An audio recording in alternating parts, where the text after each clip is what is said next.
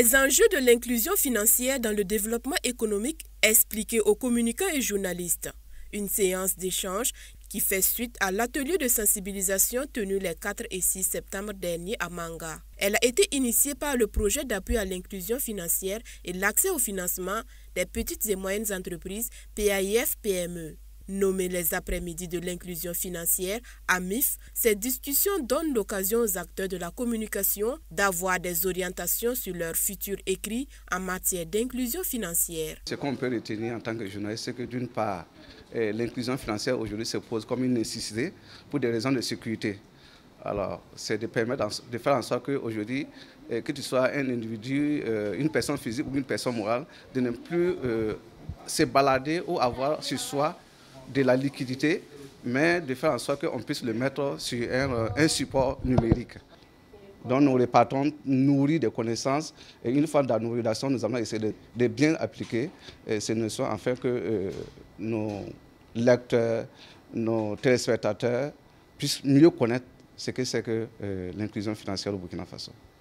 Les participants ont proposé des sujets à produire sur l'inclusion financière. La production d'articles va éclairer la lanterne du citoyen lambda sur la notion d'inclusion financière et les objectifs recherchés par le PAIF-PME.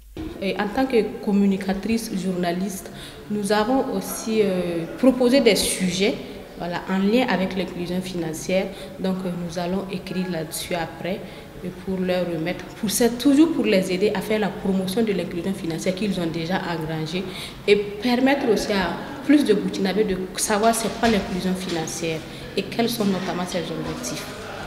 La rencontre vise à faire des journalistes et communicants une croix de transmission entre le PAIF-PME et les cibles. Elle a aussi permis de dégager une feuille de route pour une meilleure adhésion de la population.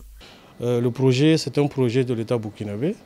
Donc forcément, il faut que les citoyens adhèrent à ces objectifs. Et si les hommes de médias ne déplacent pas l'information de là où il se trouve, c'est-à-dire du projet, pour le transmettre au public, ça sera compliqué et difficile pour les citoyens de pouvoir adhérer justement aux objectifs du projet. Donc voilà pourquoi il faut permettre aux journalistes d'être au parfum de la situation des objectifs du projet pour pouvoir en tout cas aussi mieux l'expliquer à leurs lecteurs, à leurs audimates. Le PAIF-PME a une ossature de 3 composantes techniques et une composante transversale. Les participants ont assisté à une présentation du projet afin de mieux cerner la mission qui leur a été demandée.